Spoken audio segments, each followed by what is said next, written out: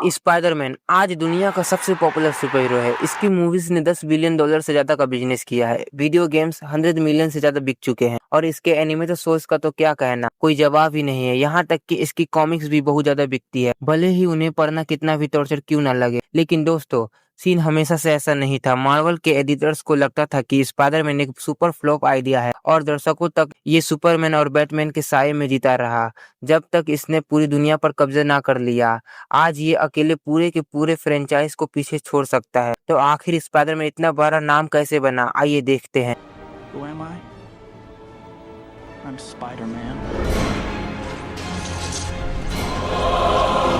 Story शुरू होती है 1962 में, जब स्टैनली स्टीव डिट्को और उनकी टीम ने एक बिल्कुल अलग तरह का सुपर हीरो बनाने का सोचा। एक ऐसा टीनेजर जिसके पास स्पाइडर पावर्स तो हैं, पर लाइफ में हजारों पर्सनल प्रॉब्लम्स है। स्टैनली के मुताबिक उनके एडिटर्स ने इसे उनके जीवन का सबसे बेकार आइडिया कहा था। क्योंकि उस वक्त सुपर हीरो मैच्योर एडल्ट्स होते थे, टीनेजर तो बस रॉबिन जैसा साइडकिक्स हुआ करते थे। सुपर हीरोज के पास पैसे की टेंशन नहीं होती थी और स्पाइडर्स किसी को पसंद नहीं होते थे। इसी वजह से स्पाइडरमैन को शुरुआत में फैंटास्टिक फोर, हल्क या डेयरडेविल की तरह अपनी खुद की अलग कॉमिक बुक नहीं मिली। उसने डेब्यू किया अमेजिंग फैंटेसी 15 में, एक ऐसा एथोलॉजी कॉमिक जो बंद होने के कगार पर थी क्योंकि उसे कोई खरीदता ही नहीं था। लेकिन इस पहली ही कॉमिक में स्पाइडरमैन की पॉपुलैरिटी के सारे राज छुपे थे। पीटर पार्कर शुरुआत में कोई हीरो नहीं बनना चाहता था। पावर मिलते ही वो सबसे पहले रेसलिंग करके पैसे कमाता है। जब एक चोर उसके सामने से भागता है तो वो उसे छोड़ देता है क्योंकि उसे दुनिया की भलाई से कोई लेना देना नहीं था। लेकिन जब वही चोर उसके अंकल बेन को मार देता है, तब पीटर को रियलाइज होता है याद रखो बेटा, बड़ी ताकत के साथ बड़ी जिम्मेदारी भी आती है। वो एक ऐसा कैरेक्टर था जो ट्रेजेडी से बना था और उस पर एक हैवी मोरल रिस्पॉन्सिबिलिटी थी। इसके अलावा पीटर की सीक्रेट आइडेंटिटी बाकी हीरो से कई ज्यादा इम्पोर्टेंट थी। सुपरमैन या बैटमैन के लिए उनका सीक्रेट फेस बस एक भेस था, पर पीटर के लिए वो उसकी जिंदगी थी।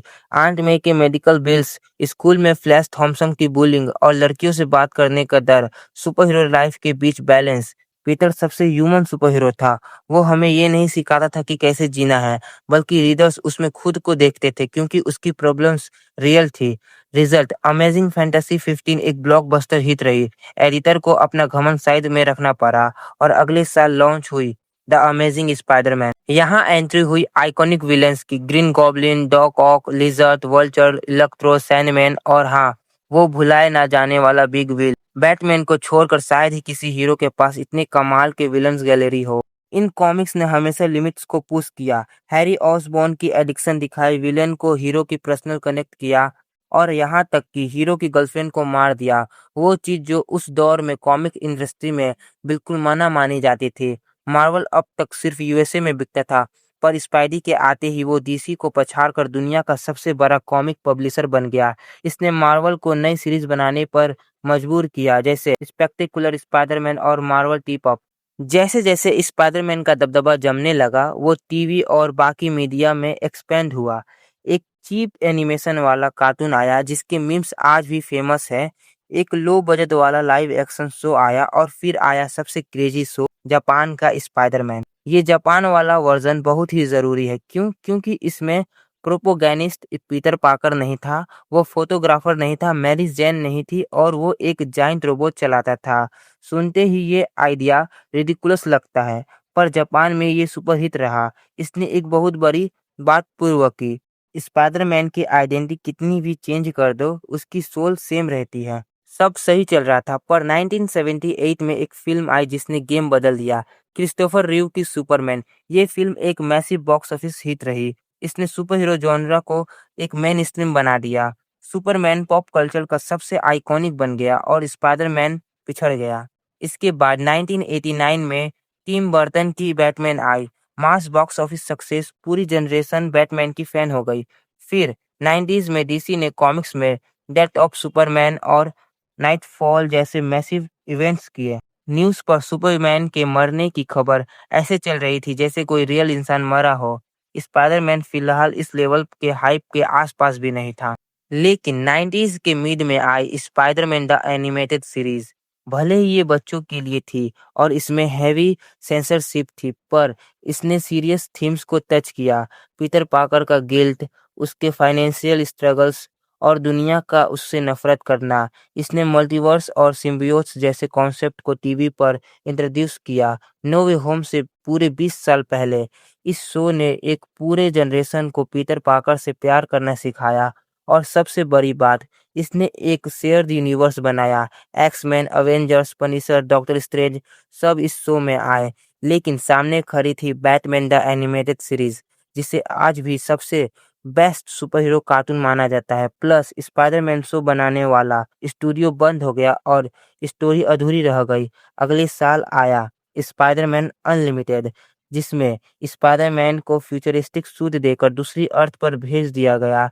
ईयर 2000 तक आते-आते स्पाइडरमैन की 400 से ज़्यादा कॉमिक्स हो चुकी थे। नए रीडर्स के लिए शुरुआत करना नामुमकिन था, तो मार्वल ने एक बड़ा रिस्क लिया और लॉन्च किया अल्टीमेट स्पाइडरमैन। ब्रायन माइकल्स बेंडिस और मार्क बेगली ने स्पाइडरमैन की ओरिजिन को मॉडर्न स्टाइल में फिर से लिखा। पीटर को कंटिन्यूअसली टीनेजर रखा गया ताकि नए रीडर्स उसे कनेक्ट कर सके।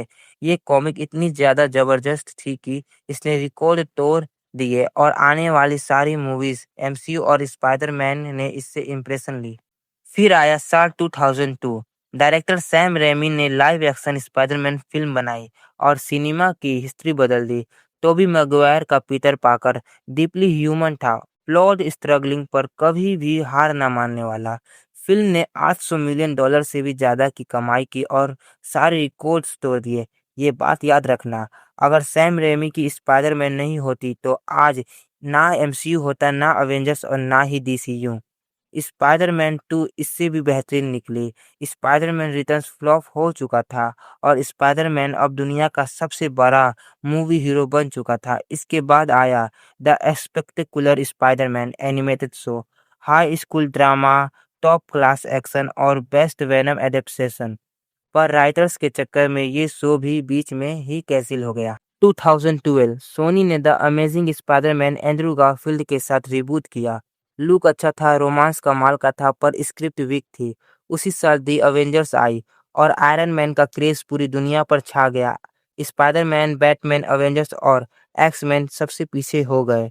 लेकिन स्पाइडरमैन ने एक सिंपल रूल फॉलो किया, अगर उन्हें हरा नहीं सकते तो उन्हें ज्वाइन कर लो। 2016 में टॉम हॉलैंड के रूप में स्पाइडरमैन की एमसीयू में एंट्री हुई।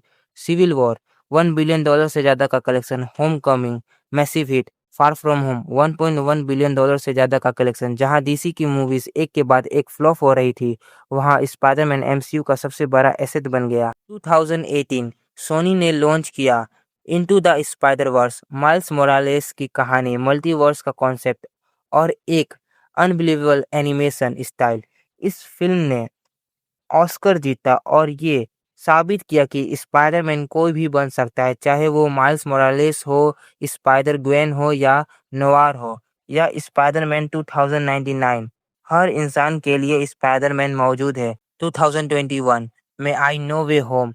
तीनों जनरेशन के स्पाइडरमैन टोबी, एंड्रू, टॉम एक साथ स्क्रीन पर आए। रिजल्ट $1.9 बिलियन की कमाई। ये सिनेमा की हिस्ट्री की सबसे ओपनिंग में से एक बन गई। और जब सबको लगा कि इससे बड़ा कुछ नहीं हो सकता, तब आया ब्रांड न्यू डे। बिना किसी मल्टीवर्स कैमियो या नॉस्टैल्जिया के, सिर्फ pure Spiderman story telling, classic personal struggles, Punisher का कैमियो, सेवेज हल्क की वापसी और जीन ग्रे। इस फिल्म ने ओपनिंग वीकेंड पर $360 मिलियन का रिकॉर्ड किया, जिसने एंड गेम का भी रिकॉर्ड तोड़ दिया।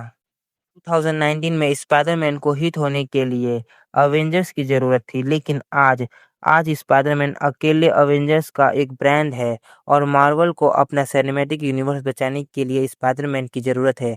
ये कहानी थी उस लड़के की जिसने सबने रिजेक्ट किया, पर आज वो दुनिया का सबसे बड़ा और सबसे लव्ड सुपर हीरो है।